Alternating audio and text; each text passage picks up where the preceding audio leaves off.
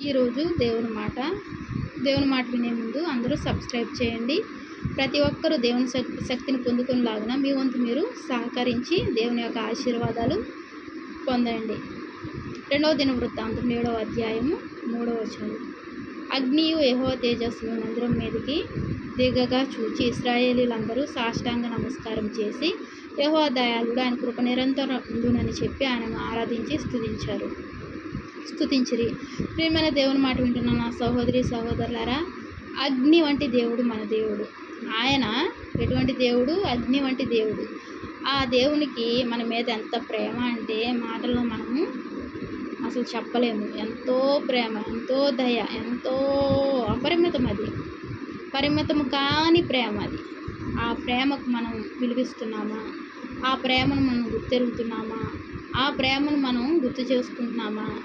ఆ ప్రేమలో మనం నిలిచి ఉంటున్నామా? దేవుని ప్రేమలో నిలిచి ఉంటే మనం ఎటు తప్పిపోము. కుడికి కానీ ఎడము కానీ మనము తొలగిపోము. ఎందుకు? ఆయన ప్రేమలో మనం బందీలమై ఉన్నాం కాబట్టి. ఆ ప్రేమ ఎటువంటిది? అది మత్సరపడదు. అటువంటి గొప్ప ప్రేమ దేవుని ప్రేమ. ఆ దేవాది దేవుడు ఆ కుమారుని లోకానికి పంపించాడు. మనం పాపం చేత, అపరాధముల చేత మనం ఆ స్థితిలో అలా ఉన్నప్పుడు ఆయన చూచి ఆయన కుమారుని పంపించడం ద్వారా మనకు రక్షణ వచ్చింది. ఆ రక్షణ దేవుడు అనుగ్రహించాడు కాబట్టి ఆ కారణం చేత మనకి ఏదైనా చిన్న సమస్య వచ్చినా తండ్రి అని మనము ఆయనకు విన్నవించుకుంటాం. ఈ అర్హత ఎవరికైనా ఉంటుందా?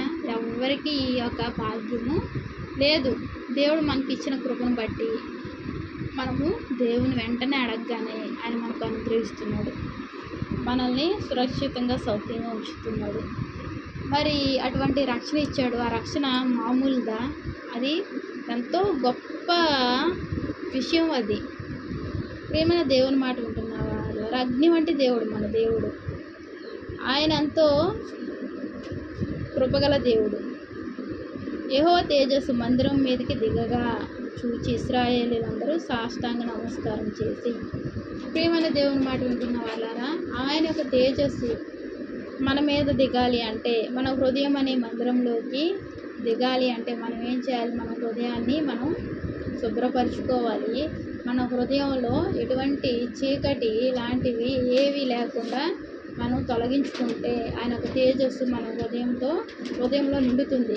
ఆ తేజస్సును బట్టి ఏం జరుగుతుంది? మనం ఏది అడిగినైనా ఇచ్చే దేవుడుగా ఉన్నాడు. మరి ఆ తేజస్సును నువ్వు పొందుకోగలుగుతున్నావా? నువ్వు పొందుకోవాలంటే ఏం చేయాలి? నువ్వు ఆయనతో సమాధాన పడాలి. అసమాధాన పరిస్థితులు తొలగించుకోవాలి. ఏంటి సమాధాన పడటం? అంత గొప్ప దేవునితో సమాధాన పడటం ఏంటి అనుకోవచ్చు. ఏం చేశాడు దేవుడు? ఏం చేస్తున్నాడు? అది విసుక్కోవడం. ఇదే అసమాధాన పరిస్థితులు. ఆయన అంత బాధపడుతున్నాడు. నేను ఈ బిడ్డ నిన్ను ఇంతగా ప్రేమిస్తుంటే ఈ బిడ్డ నా గురించి ఇలా అంటుందని ఆయన ఎంతో బాధపడే పరిస్థితుల్లోకి మనం ఆయన్ను నెట్టుతున్నాము. మనము సమాధానంగా హృదయాన్ని ఉంచుకుంటే ఆ సమాధానానికి అయిన దేవుడు మన హృదయంలో కొలువై ఉంటాడు. ప్రేమైన దేవుని మాట వింటున్నాను సహోదరి సహోదరులారా, ఇశ్రాయేలీయులందరూ సాష్టాంగ నమస్కారం చేశారంట. ఆయనను ఆరాధించారు. మనము ఆరాధించాలి. ఆయన ఇచ్చిన రక్షణను బట్టి మనం స్తుతించాలి, ఆరాధించాలి. ఆరాధన ఎంతో విలువైనది. ఆయన చేసిన కార్యాన్ని తలపోసుకుంటూ మనము ఆయనకు స్తుతులు చెల్లించడమే, మనము ఆరాధించడమే, ఆయన చేసిన త్యాగాన్ని మనము గుర్తు చేసుకోవడమే ఆరాధన అంటే. మనం ఏ స్థితిలో ఉన్న వారిని దేవుడు మనల్ని ఏ స్థితిలో ఉంచాడో అది మనము దేవుని సన్నిధిలో మనం ఆరాధించగలిగితే ఎంతో కృప చూపుతాడు దేవుడు. ఎంతో దయ చూపుతాడు. ఆయన కృప మనకు వెంబడి మనతోనే ఉంచుతాడు. ఆయన కృప మనతోనే ఉంటుంది. ఆయన కృప ఉంటే ఏది అసాధ్యం కాదు. సమస్తము సాధ్యమే. ఎవరికి సాధ్యం? దేవునికి సాధ్యము. ఆ సాధ్యమయ్యేది నీకు సాధ్యమవుతుందా? నాకు సాధ్యమవుతుందా? మనకు సాధ్యం కాదు. కానీ ఆ కృపగల దేవుడు మనతో ఉంటే సమస్తాన్ని సాధ్యపరిచే దేవుడు. మనకు ప్రయోజనకరమైంది ఆయన చేసే దేవుడు. మరి ఆ దేవాది దేవుని మనం ఎప్పుడు ఆరాధిస్తూ స్తుతిస్తూ ఉండాలి. అలాగా చేసినట్లయితే ఏమవుతుంది? ఆయన కృప మనతో ఉంటుంది. మనం ఎన్నో కార్యాలు చూస్తాం. దేవుని వందనాలు. ప్రార్థన చేసుకుంటాం. మహాప్రేమ గల తండ్రి, కృపగల నాయన, దయామయుడ, సర్వశక్తిమంతుడా, నీకు ఎన్నో వందనాలు ప్రభా. అగ్ని వంటి దేవుడు అయ్యా తండ్రి, గొప్ప దేవుడు ప్రభా. నువ్వు మాకు దొరికినందుకు వందనాలు చెల్లిస్తున్నాను. నీ వాక్యం వింటున్న ప్రతి ఒక్కరిని ఆశీర్వదించండి, దీవించండి, దీవులకు పాత్రలుగా చేయండి అయ్యా తండ్రి. నాయన యేసయ్య, వారిని నీ ఆత్మతో నీ శక్తితో నింపండి అయ్యా. ఎవరైతే బలహీనులుగా ఉన్నారో బలపరచండి. ఎవరైతే అప్పుల బాధలో ఉన్నారో తండ్రి, వారి యొక్క అప్పులను తీర్చండి అయ్యా.